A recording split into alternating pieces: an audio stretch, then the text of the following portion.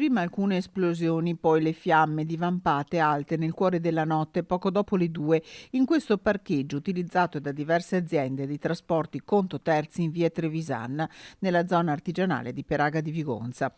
A far scattare l'allarme un cittadino preoccupato che ha immediatamente chiamato i numeri di emergenza. Il bilancio alla fine è pesante, sono ridotti a poco più che rottami 5 furgoni che erano fermi, degli pneumatici sono rimasti solo dei filamenti, gravemente danneggiati altri 6 furgoni che si trovavano nell'area.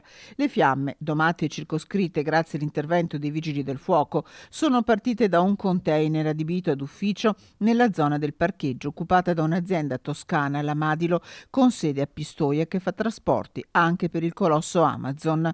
Sulle cause stanno indagando i carabinieri che in mattinata hanno condotto a lungo dei rilievi sul posto. Tra le ipotesi più accreditate quella dolosa, viste le modalità e la rapida propagazione delle fiamme. Sulla caduta è intervenuto anche il sindaco di Vigonza, Gianmaria Boscaro, che assicura: manterremo alta l'attenzione sull'area.